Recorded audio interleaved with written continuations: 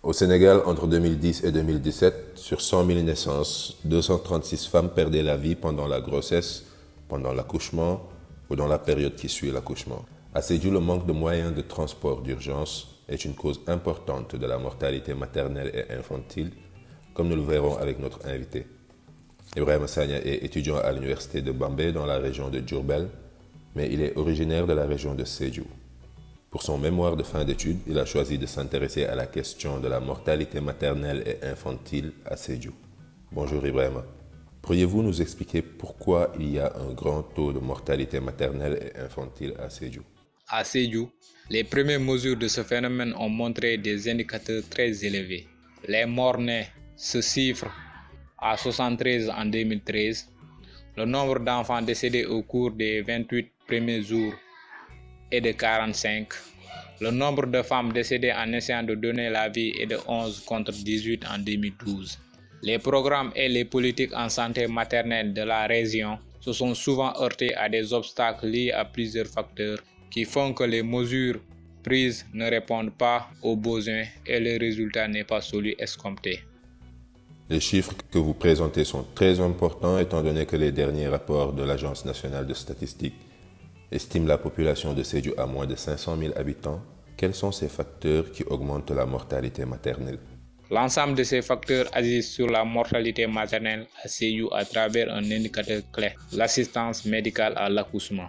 L'absence de toute assistance médicale à l'accouchement, 1281 accouchements à domicile enregistrés en 2013, fait que certaines femmes perdent la vie en donnant, tandis que d'autres mettent au monde des bébés morts-nés du fait qu'elles ont été contraintes d'accoucher seules à domicile parce qu'elles n'ont pas accès à aucun soin de santé, que leurs grossesses n'ont pas été encadrées.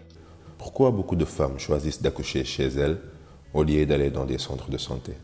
Certaines femmes choisissent d'accoucher chez eux à cause de leur charge de travail qui font que l'accouchement les surprend en pleine activité. D'autres sont obligées d'accoucher à domicile à cause de leur situation financière pour payer les frais de transport et autres, les frais du ticket de consultation, les frais du carnet de santé et les frais d'analyse. Tous ces frais sont jugés très élevés par rapport à ce qu'ils peuvent gagner en une année de mauvaise récolte.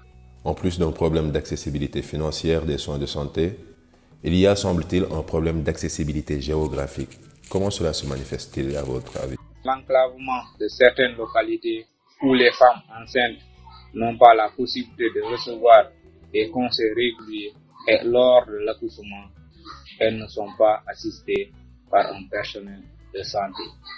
Mais également le déficit des moyens de transport et de communication facile entre les structures de santé et le lieu de vie des femmes rend l'accessibilité encore plus difficile.